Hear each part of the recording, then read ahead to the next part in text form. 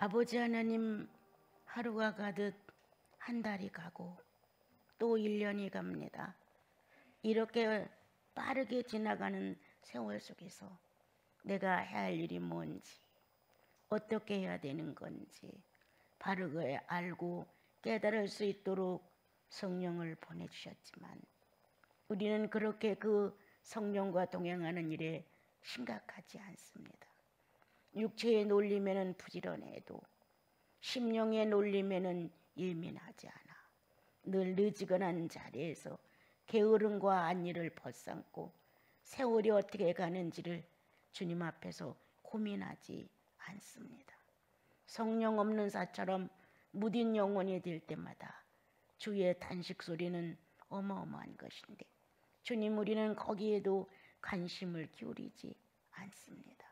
주님, 이 땅에서 사는 그날까지 그리스도의 기쁨이, 구속의 자랑이 현실을 이게 하시고 만나는 사건, 만나는 환경, 만나는 문제 앞에서 우리는 부활의 능력을 입었다는 것을 힘있게 자랑하게 하시며 저마다 용기 있는 믿음을 가지고 현실을 극복하게 하옵소서. 정복하고 다스리라고 가르쳐 주신 당신의 말씀이 오늘도 모인 성도 안에 능력되게 하사 언제든지 그리스도를 볼 수 있는 마음이 되게 하옵소서.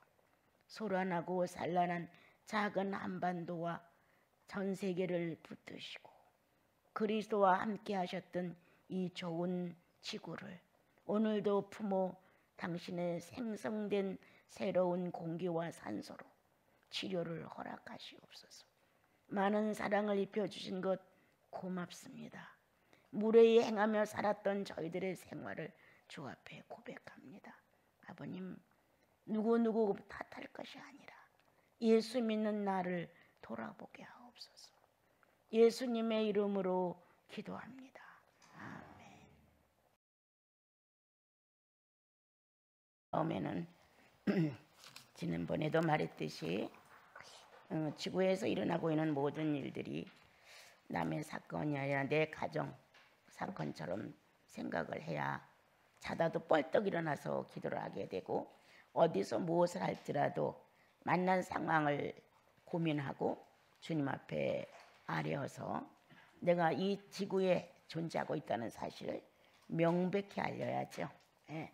우리는 좋은 날 나쁜 날 내 인생사에다 딱 이렇게 매놓고 그냥 내 인생이 괜찮으면 괜찮고 내 인생이 좀 어려우면 어렵고 막 이런 마음을 많이 갖고 사는데 사실 예수님은 그것보다는 항상 내 영혼이 주님 안에서 얼마만큼 제대로 잘 되어 가는지 이 땅에서 7, 80의 문제가 아니라 그 나라에서 영원 세계를 보장받는 한 사람으로서의 어떤 구비를 갖추고 가는 건지 이게 참 소중한 것인데 우리는 영생을 얻은 자로서의 어떤 구비 조건에 대해서는 별 관심이 없고 이 땅에서 그냥 물질화된 세상에서 물질 요구와 물질 만족으로 자기 인생을 정리하려는 마음을 참 많이 갖고 있어요.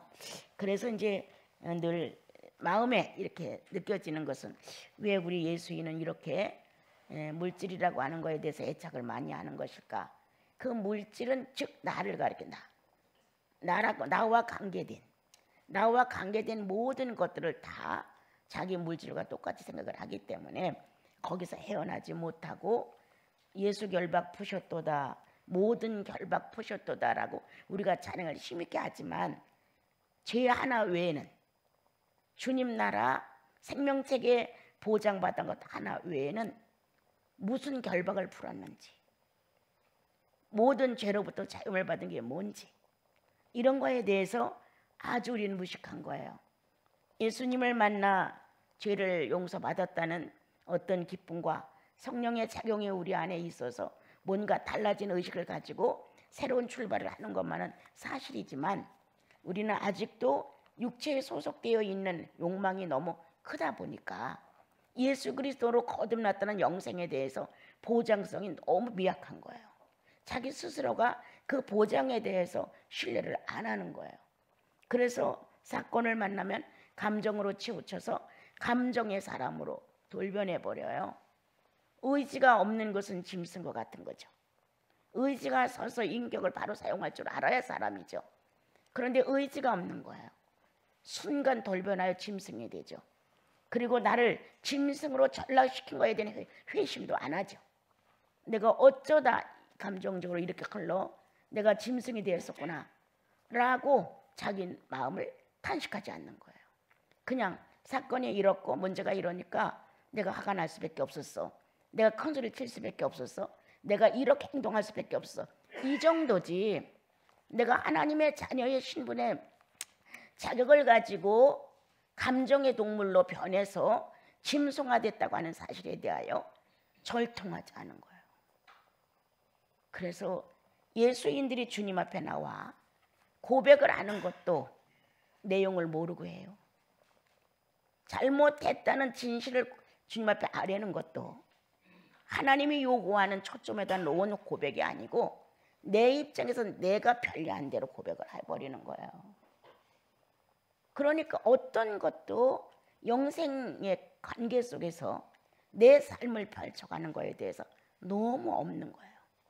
그러다가 바람이 하나 불어와 동풍인지 남풍인지 북풍인지 서풍인지 일단 바람이 불어오면 그 바람에 의해서 감정은 더 많이 출렁거리는 거예요. 예수인다운 안존함, 이 안존함을 가지고 현실을 정복해 나가는 거거든요. 감정은 한번 들뜨면 갑자기 솟아내져요. 나도 모르는 사이에 별의별 생각이 다 들면서 나와 여러분의 마음은 금방 수라정이 돼버리는 거예요. 그런데 안존한 자, 이 심지가 견고하여서 움직이지 않는 자는 어떤 바람이 불어와도 그 바람을 감사하는 거예요. 남풍이 불어도 북풍이 불어도 서풍이 불어도 동풍이 불어도 필요했으니까 불어온 거란 말이에요. 예. 자연적인 바람도 이렇게 네 군데에서 바람을 일으키면서 이 자연계를 붙들어 가는데 성령의 바람 또한 그렇지 않겠느냐. 성령은 늘 따뜻한 바람만 불어주겠느냐. 아니다. 성령의 바람도 북풍이 될 수가 있고 남풍도 될 수 있고 동풍도 될 수 있고 서풍도 될 수 있는 것이다. 그것은 성령의 자연계의 현상이다. 성령의 자연계. 우리가 살고 있는 이 물질의 자연계의 현상이 그렇게 있듯 나와 여러분은 성령을 모셨고 영생이라고 하는 감각을 심령 안에서 한 사람들이에요. 내가 가지고 있는 육체의 어떤 물질적인 의미를 초월하여 심령을 울렸던 경험들이 있기 때문에 영생이 어떻다고 하는 것은 조금씩은 다 맛을 보지 않았을까. 그런데 그 영생의 신비를 가지고 신앙생활을 하려고 하는 게 아니라 그 영생을 빌려다가 나 60, 70 살아가는데 필요하게 써먹으려고 했죠. 예. 성령은 능력 있어. 그러면 그 능력 있는 기도를 사용하여 나 자신을 정복하고 성령의 충만함을 누리고 살아야 되는데 그게 아니라 성령은 능력 있어. 기도나 응답돼야 되고 내가 하고 싶은 일이나 이루어져야 되고 계획한 게 성취되므로 성령은 능력 있는 분으로 내게 점을 찍어주신 거예요. 아니죠. 성령의 능력은 나를 정복하셔야죠. 성령의 능력은 하나님의 뜻을 이루셔야죠. 나한테 와서. 성령의 능력은 성령이 요구하는 말을 성취하셔야 되는 거예요. 그런데 우리는 영생이 확실한데도 불구하고 영생에 관한 것에 대해서는 그렇게 마음이 가지지 않는 거예요. 그런데 주님은 우리들의 하나님은 정말 형편없는 나와 여러분을 예수 그리스도 안으로 불러들이시고 오늘도 이렇게 엄청난 축복을 하시는 거예요. 모세를 놓고 말씀하셔. 아론과 아론의 아들들에게 말해라. 나 여호와는 어떤 사람인가를, 나 여호와는 어떤 신인가를 백성들에게 알려라. 이렇게 전달을 해주시는 겁니다. 우리는 성경을 통해서 나 예수는 많이 들었다. 나 예수는 하고 당신 자신을 강조하면서 나온 말이 우리 심령 안에 많이 들었다. 우리는 살아가면서 어떤 사건을 만나서 감동을 받으면 주님께서 감동하셨어, 성령께서 감동하셔서 이렇게 말하는 것은 다시 주님 편에서 본다면 나 예수는, 나 여호와는 그 당시에는 그 이름을 가지고 백성들 앞에 자신의 신분을 노출시키시고 또한 강력한 어떤 주관성을 드러내셨습니다. 그래서 나 여호와는 세 번이나 여호와께서는 이렇게 말씀하시면서 나는 이렇게 하겠다, 나는 너희들에게 이렇게 하겠다, 나는 너희들에게 이렇게 하겠다. 하나님 자신이 하나님 자신의 자존심을 놓고 약속을 하십니다. 누구 때문이 아닙니다. 하나님은 하나님 자신의 전지전능을 놓고 서약을 하십니다. 변경될 수 없고 바꿔질 수 없고 달리 바꿀 수 없는 이러한 형태의 내용을 주님은 자신 있게 말씀을 해 주십니다. 자, 이스라엘 민족을 내 백성이라 이르시고 이렇게 하나님의 제사장들을 세워준 것은 한 왕국을 건설하기 위한 하나의 기초 작업이었습니다. 율법도 보통 사람들이 살아가는 예수 믿고 나면 자연적인 기초 상식입니다. 내 인격을 다스려갈 수 있는, 내 이성을 바로 세울 수 있는, 내 양심을 바로 쓸 수 있는 초보자의 기초가 십계명입니다, 여러분. 그래서 하나님 백성은 당연히 십계명을 기준으로 자기의 사생활을 펼쳐가게 되면 그 십계명 속에서 하나님은 하나님 자신을 가지고 활동을 하십니다. 그런데 지금은 신약시대가 되어서 예수 그리스도가 그렇게 하나님의 거룩한 뜻을 성취해서 아주 번듯하게 내놨죠. 이렇게 하면 이런 상을 주겠다, 이렇게 하면 이런 축복을 해주겠다 라는 식의 구약의 신앙이 아니라 이렇게 해놓았다, 이미 해놓았다, 이렇게 정리가 됐다, 이렇게 주님은 확실한 근거로 당신이 행해 놓으신 일들에 대해서 자신 있게 할 것이다가 아니라 해놓았다, 이렇게 정리를 하십니다. 그런데 우리들은 구약 성도처럼 해놓으셨을까? 하실 건가? 이렇게 해야만 주님이 원하는 건가? 이렇게 아직도 희미한 안개가 자욱한 분명치 않은 이러한 길을 가고 있는 것처럼 행동을 하는 거예요.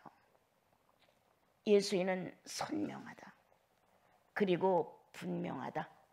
예수님은 성령에 의하여 정확한 판단의 결론을 내릴 수 있는 의지가 들어있다. 단 한 가지, 내가 나를 애착함으로 안 내려놓는 것이다. 내가 나를 붙들고 있으므로 아까워서 조금 더 연장하고 싶은 마음 속에 성령 충만을 요구하기보다는 내 편리를 요구하고 싶다. 그래서 안 하고 싶습니다. 성령 충만은 어떻게 보면 두렵다. 왜? 모든 걸 다 내려놔야 되니까. 이거는 육체적인 사람의 판단인 거예요. 성령 충만은 다 내려놓기 때문에 아직도는 생각이 없어요. 성령 충만의 경험을 못 해봤으니까 이런 말을 하는 것이지, 성령 충만의 경험을 하게 되면 물질이라는 것을 그렇게 타산적으로 생각하고 거기에 어떤 의미를 두고 조금만 더 이럴 시간이 없어요. 그냥 결론이 끝났어요. 성령 충만으로 인생을 살 것이냐, 네가 원하는 대로 물질 요구로 살 것이냐, 충만으로 살 것이냐, 둘 중에 하나야. 주님은 늘 정확한 요구를 하시죠. 아니면 아니고 기면 긴 것이지 아니오도 아니에요, 예도 아닌 중간 상태를 요구하면서 그렇게 살아가는 것을 주님은 원치 아니하시죠. 그러니까 오늘 우리가 읽은 내용도 여호와께서는 정확하게 너에게 복 주신다, 너를 복 주신다, 그리고 너를 지키신다. 이렇게 안전하다는 네 직분에 대하여 자신 있게 말해라. 백성에게 내가 제사장인데 이런 말을 해놓고 만약에 이루어지지 않으면 백성들이 나를 어떻게 볼까 봐 이런 염려도 있을 것이라는 거예요. 그런데 주님은 내 백성에게 말해. 네가 할 수 있는 너의 사역은 나를 내놓는 거다, 여호와를. 너의 사역은 너의 제사장 직분이 중요한 게 아니라 너의 사역은 많은 백성들 앞에 대표적인 제사장의 직무에 이 존경이 아니라 하나님을 표현하는 것이다. 그래서 하나님께서는 제사장들에게 이렇게 말해. 아주 정확하게 말했어요. 너를 보호한다. 안전하게 한다. 그건 내가 할 수 있는 내 약속이야. 하나님의 마음이시죠. 내가 할 수 있는 내 약속. 주님이 돌아가시고 제자들은 조금은 불안하고 앞길이 암담했죠. 그런데 예수께서 나타나셔서 평안할지어다, 평강이 있을지어다, 이렇게 축복을 하셨습니다. 이렇게 하나님 자신이 구약에서 약속한 것과 똑같이 신약에 와서는 확실하게 더 드러내게 아주 당당하고 확실하게 전달을 해 주셨습니다. 우리는 어디에 서 있느냐? 하나님의 말씀을 듣고 내 자신에게 먼저 말한다. 예수인들은 성령이 직접적으로 다 각자 영혼 안에 존재하심으로 하나님의 말씀이 이렇게 전달될 때 제일 먼저 내가 듣습니다. 내가 듣는데 전달하기 위한 방법으로 말씀을 소유하느냐, 아니면 내 자신이 하나님과 한 마음을 가지고 한 통로 속에서 하나의 의지를 만들기 위해서 그 말씀을 받느냐는 틀립니다. 내게 영양소가 되지 않고 내게 생명력이 안 된 말씀을 남을 가르치기 위해서 준비한다는 것은 진짜 엉망인 겁니다, 여러분. 있을 수가 없습니다. 주의 말씀을 상고하다 보면 이 내용이 나를 먼저 조명하죠. 그리고 나에게 뭔가 새로운 생명의 의미를 전달해 주죠. 그래서 이 안에서 뭔가 나도 모르는 창조의 역사가 일어나면서 하나님이 실제로 살아있다는 것은 내 경험이에요. 누구의 경험의 얘기를 들어서가 아니에요. 내 경험이에요. 내 경험이 되어야 그 하나님을 상대에게 전달하는데 능력이 있죠. 또 그 말씀이 내 경험이야. 그래야 정말 이것저것 따지지 않고 그냥 내 경험을 쏟아놔 주는 거예요. 주께서는 이렇게 하셨습니다 라고 이렇게 말씀과 하나가 될 수 있는 내용을 전달함으로 하나님의 성령 받은 사람들은 흡수를 해요. 자기들이 노력하거나 애쓰거나 연구하거나 탐구해서 얻지 않았는데도 불구하고 하나님의 말씀이 성령을 통하여 전달될 때 화답이 되는 거예요. 아, 그렇습니다. 옳습니다. 아멘입니다. 이렇게 자신도 모르게 하나님의 말씀이 내 영혼 안에 전달될 때 흡수를 하면서 순간 일치를 이루죠. 순간. 그때 쏟아지는 에너지가 어마어마한 거예요. 순간 일치가 되는 순간. 네, 맞습니다. 이래서 한 생명이 되고 한 에너지의 통로가 되고 한 하나님의 의미를 살릴 수 있는 의지의 결합이 되는 거예요. 그러면 내게 터덕터덕 붙었던 욕망들이 자신도 모르게 떨어져 나가요. 한꺼번에 다 떨어진다는 건 아니에요. 어떤 것이 더 크냐? 그분이 나를 지킨다는 게 훨씬 큰 재산이다.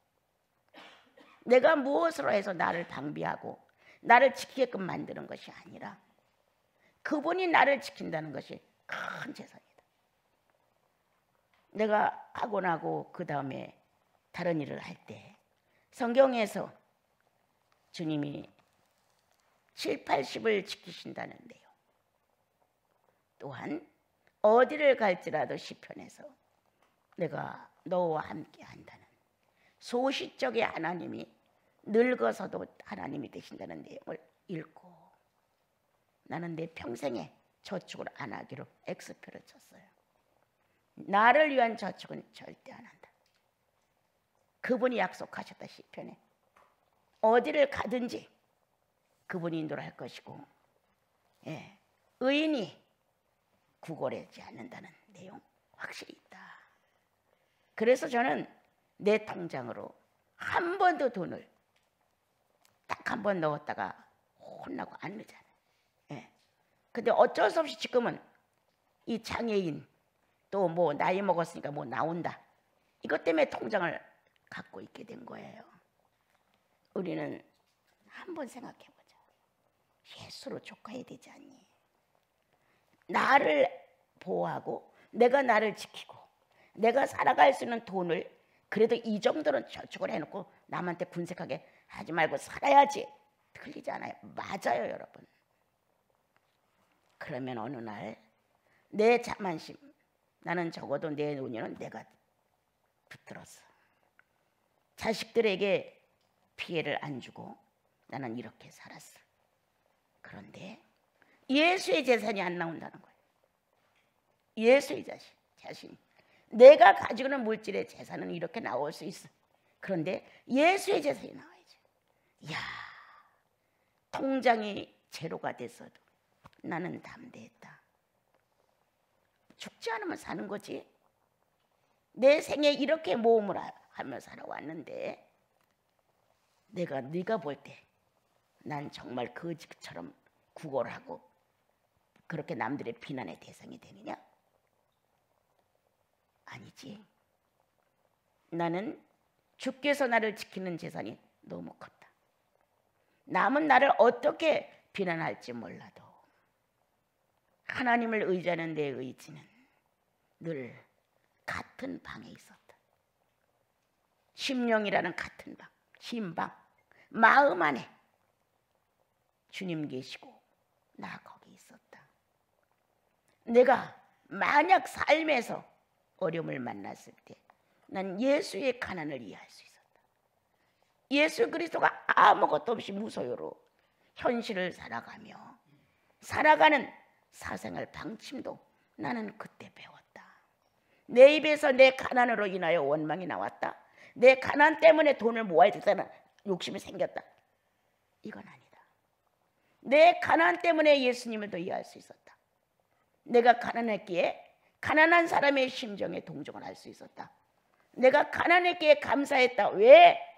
영생의 축복이 너무 좋아서. 이만한 재산만 가진다면 우리는 이 땅에 살면서 하나님의 돌보심이, 지키심이 얼마나 위대한 자본이 되어서 나와 여러분을 비굴하게 하지 않는다는 거예요. 절대 아니죠. 그래서 나와 여러분 조금 더 주님을 신뢰해 봅시다. 주께서 이렇게 아주 각별하게 약속을 하셨어요. 난 너에게 복을 주고 싶어. 어떤 복을? 우리는 금방 복하면 물질의 복이에요. 그런데 물질도 있어야 되고 육체가 있는 것처럼 영이 있는 것처럼 영생의 복도 있어야 된다는 거.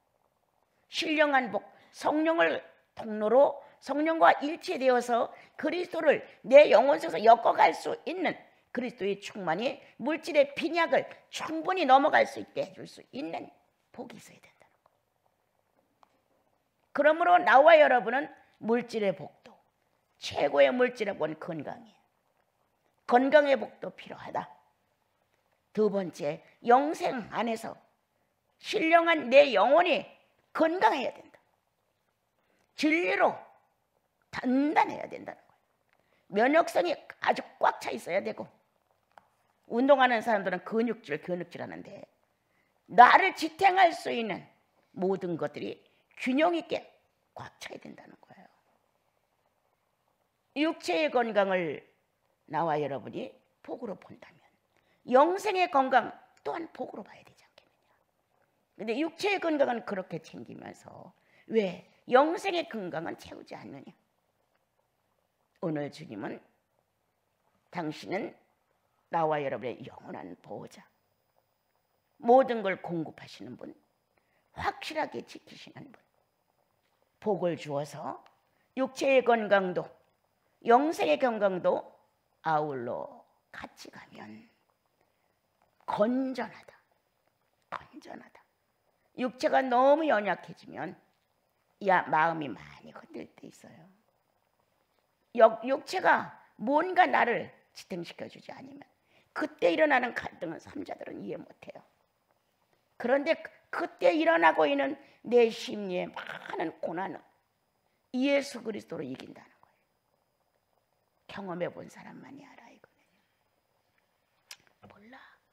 순간순간 지나가는 심리의 소란함, 내가 내 의지로 나를 관리할 수 없을 만큼 어려운 타격이 나를 주장할 때 나는 늘 죽지 않았으면 다행이야. 죽지 않았잖아. 이렇게 격려를 했다. 죽지 않았잖아. 죽지 않았으면 다행이야. 조금 더 살아서 주님을 섬길 수 있으니까 다행이야.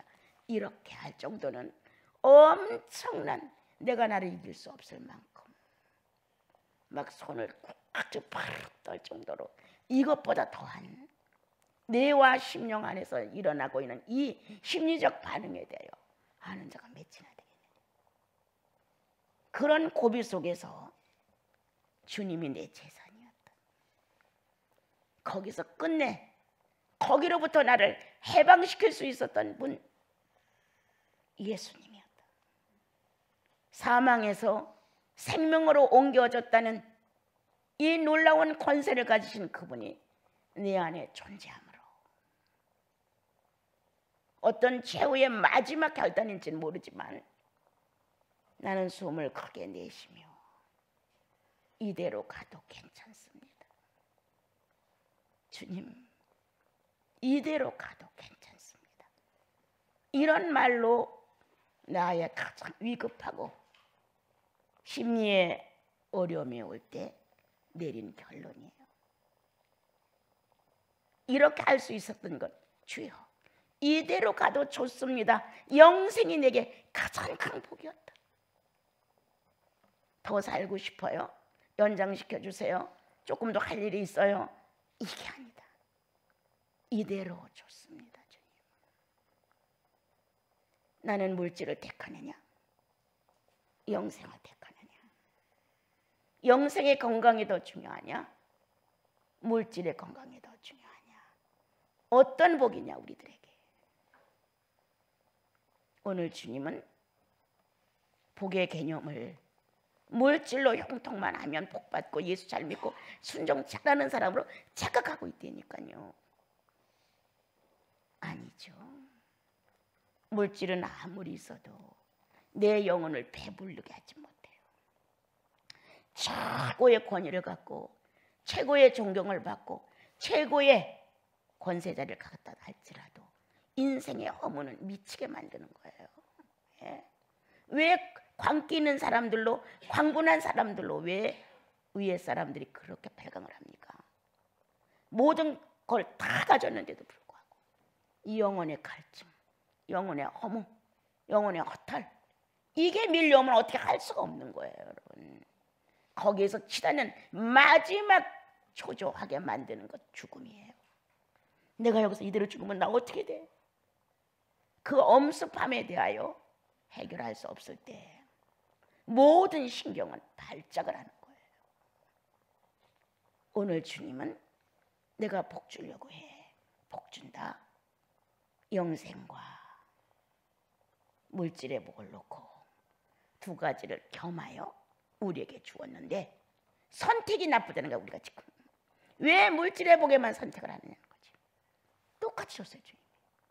영생의 복도 물질의 복도 내 영혼 하나가, 내 육체 하나가 살아갈 수 있을 만큼 그분이 다 한다는 거예요. 남들이 1000억이니까 나도 1000억 그게 아니에요. 남은 1000억일지라도 나는 1억만 가져도 된다면 1억으로 족한 거예요. 그건 내 복이에요. 남들이 1000억이니까 나도 1000억을 받아야 돼. 이건 아니잖아요. 타고난 분량대로 다 있다는 거예요. 많이 갖고 죄짓기보다는 조금 덜 갖고 감사하는 게 훨씬 나을 수도 있어요. 오늘 주님이 우리에게 복 주신다고 선포하신다. 그리고 반드시 지킨다고 선포하신다. 이 지키심의 능력이 얼마만큼 나를 버틴게 주느냐. 얼마만큼.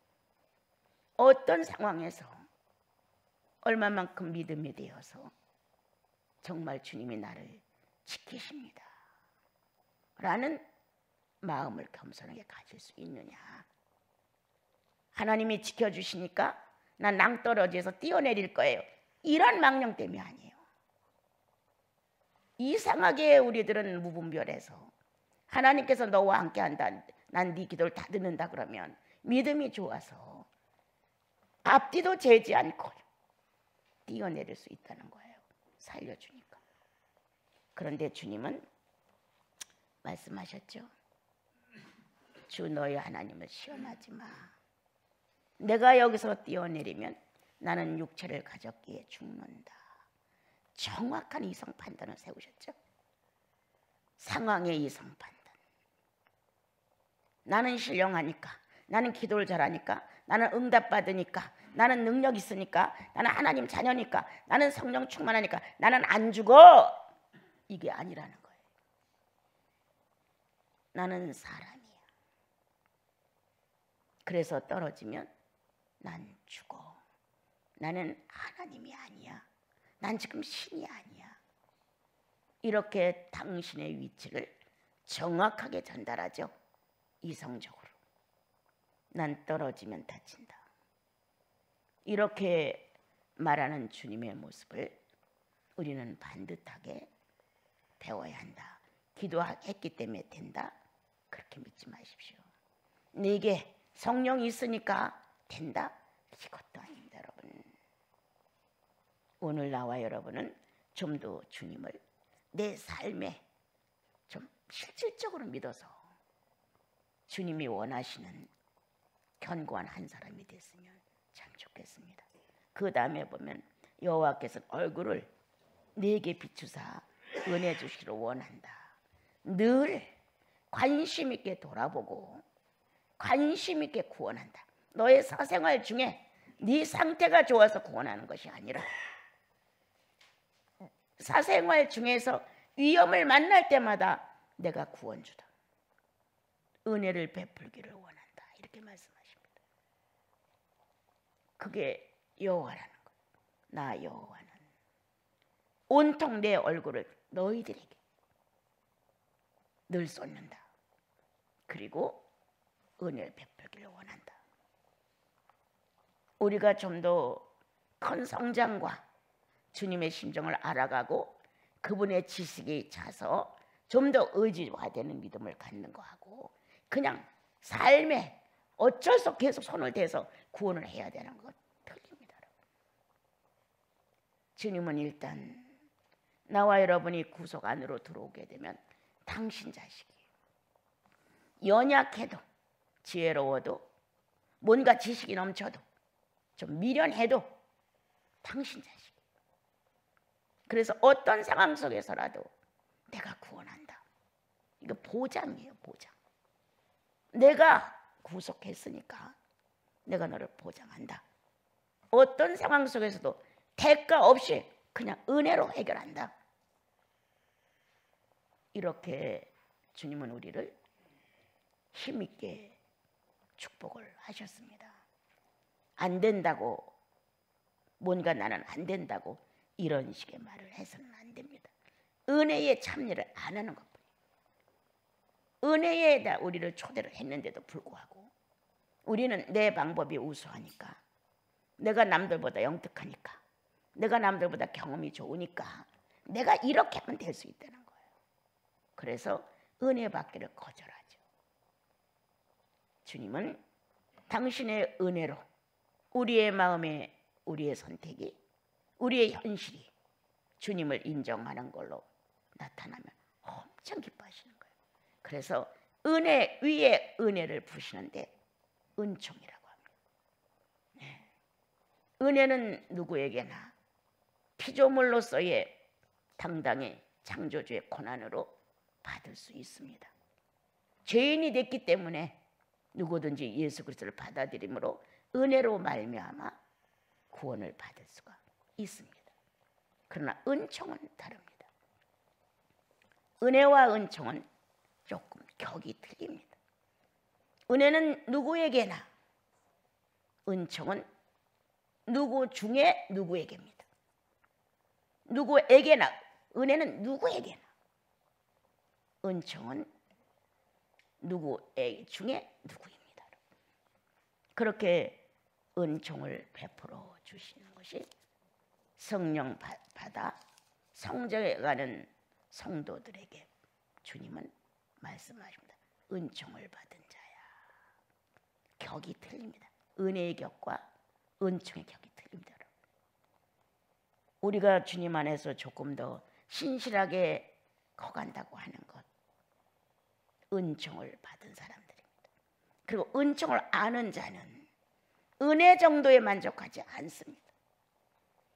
내가 디범벅인데도 그냥 구원해 주니까 내가 신앙이 좋은가 봐. 내가 이렇게 믿음 생활 별로 안 하는데도 이게 또 잘 된 거 보니까 또 나 신앙이 좋은가 봐. 이런 것에 대하여 은총을 받은 자는 은혜에 만족하지 않는다는 겁니다. 격이 있는, 서로가 존중이 된 이러한 상태의 인격이 이루어질 때 은총은 은총답게 사랑으로 표현이 되어 나오는 겁니다. 은혜 받은 사람 많죠. 헬라인이나 유대인이나 이방인이나 이스라엘이나 뭐 다 그리스도 안에서 은혜 받았죠. 그러나 그 은혜 받은 자 중에 은혜를 또 받는 자는 은총, 주의 부르심에 축복이 있습니다. 반드시 살아가고 있는 삶에 은택을 입히십니다. 그분이. 그러므로 오늘 주님은 은혜를 공통적으로 다 은혜를 베푼다는 거예요. 거기에 머물러서 은혜 받았어, 또 은혜 받을 거야, 여기에 만족하시면 안 됩니다. 언제까지나 초등학문에 앉아서 그저 율법에 맞춰 살려고 한다면 의미가 없습니다. 여러분은 은혜 주시는 하나님이심을 알고 빨리 재치 있게 명철하게 한 번 더 내딛으면 그분이 내게 은총을 베풀어 좀 더 깊숙하게 우리를 끌어들이시지요. 당신의 옆구리로 조금 더 깊숙하게 은총을 받은 자에게 또 은총을 허락해 주시죠. 다시 한번 내려보며 그는 여호와는 얼굴을 내게로 향하여 평강 주시기를 원한다. 예. 온통 우리들의 가는 길에 앞에는 길을 비춰주는 인도자의 얼굴빛을 비추사 완전 인도자가 되어주시는 것. 그리고 나와 여러분이 수렁으로 빠지지 않도록 인도해 주시는 분. 다시 말하면 늘 함께 동행하시는 분. 이렇게 되어 있습니다. 이제 세 번째 여호와는 얼굴을 내게로 향하시고 평강 주시기를 원한다.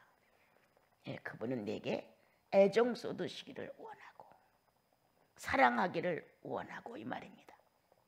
그러한 모습으로 평강 주시기를 원한다.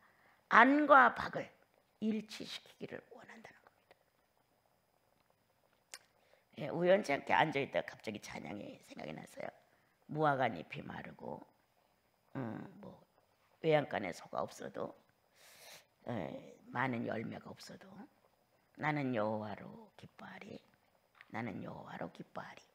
구원의 하나님을 위해 찬양하리라. 이런 찬양이 불현듯 나왔어요. 그래서 그 찬양을 하다가 나도 모르게 탁 박수를 치면서 옳습니다 주님. 이렇게 하면서 나는 여호와로 기뻐하리. 나는 여호와로 즐거워하리. 나는 여호와로 샘이 솟습니다. 이런 이제 내용을 주님 앞에 전달하면서 이게 성령이 하시지 않고서야 어찌 인간의 가슴 속에서 여호와로 즐거워할 수 있는 감정이 생기겠느냐. 어떻게 성령이 아니고서야 여호와로 행복을 느낄 수 있는 감정이 생기겠느냐? 보이지도 않고 그때 나타나 어떤 문제를 척척 해결하는 것도 아니고 그냥 보이지 않는 그러한 존재가 내 영혼 안에서 나는 현실적으로 보이는 세계에서 능숙하게 사는데 어떻게 그의 기쁨이, 그로 인한 기쁨이, 그로 인한 행복이, 그로 인한 충만이 내 현실보다 그 현실이 더 좋다고 난 말할 수 있을까? 내가 이렇게 사는 현실보다 당신으로 기뻐하는 현실, 수백만 원을 손에 쥔 것도 아니고 당신으로 행복해야 하는 이것, 모든 조건이 다 갖춰준 것도 아닌데 이렇게 물질 세계를 충분히 초월해서 성령 충만, 이것으로 나는 만족하다. 이러한 고백을 할 수 있는 건 성령이 우리 안에서 안과 밖을 일치시킬 때, 현실을 살아가는 내 삶의 육체의 표현, 하나님을 상대로 살아가는 내 심령의 표현이 똑같이 일치를 이루어서 1대1의 한 점을 마련한다면 그때 거기에는 넘치는, 사람으로 규격을 따질 수도 사람의 말로 표현할 수도 어떤 낱말을 사용해서 점을 찍을 수도 없는 무한대의, 그러나 너무나 확실하고 너무나 분명한 사실로 나와 여러분의 삶이 되게 하신다. 그들은 율법을 통하여 평강이 뭔지를 배웠습니다. 마음이 불안해지고 죄를 짓고 나면 쫓겼을 때 여호와께로부터 금방 벌을 받는 것 같은 불안함. 그런데 제사를 지내고 나면 편안해지는 거예요.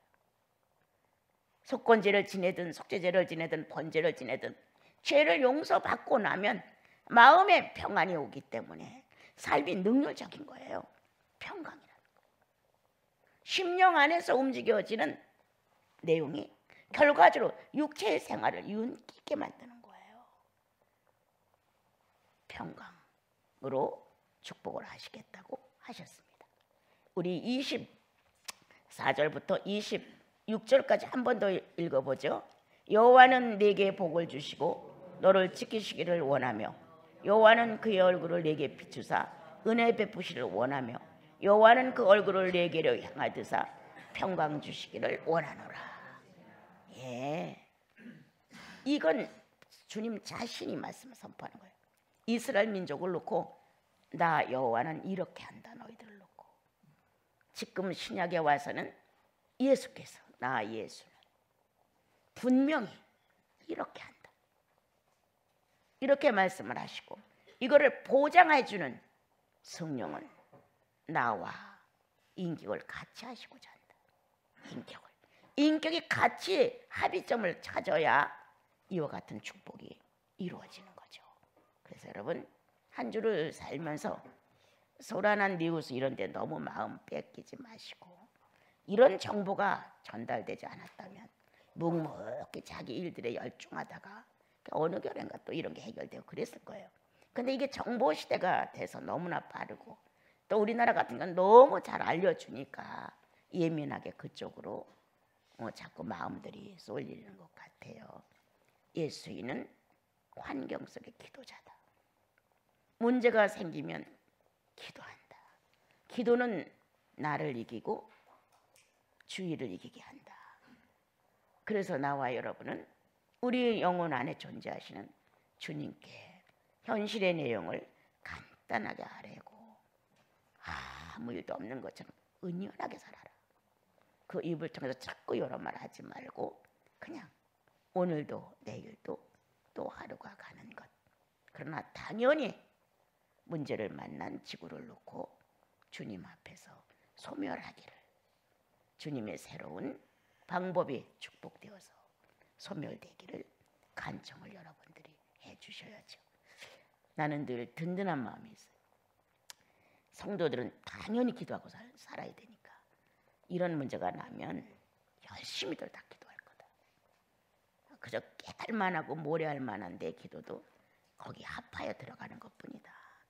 얼마나 성도들이 주님을 향해서 이러한 사건이 생겼다고 소리치겠는가. 이런 사건이라도 있으니까 또 주님의 능력을 요구하는 것이 아닐까, 이런 마음도 들어갑니다. 여러분, 우리 한 주 동안 나를 조용하게 하라. 나를 축복받은 자답게 행동해라. 그분이 지키시고 그분이 평강 주시고 그분이 우리를 안전하게 하신다고 하는데, 그분의 신뢰성을 우리가 갖고 좀 더 주님 앞에서 좀 아름답게 사셨으면 참 좋겠고, 감정 관리를 잘해라. 감정 관리를 잘못하면 순간 흩어져요, 여러분. 아주 꼴보기 사납죠. 그러니까 감정 정리를 잘하시고 주님 사람들답게 고민하세요. 나라에서 이렇게 공개적으로 많이 하는 것보다 좀 더 딱 축소해서 주께서 행하시는 일들이 은혜롭게 되기를 여러분과 내가 기도하여 봅시다.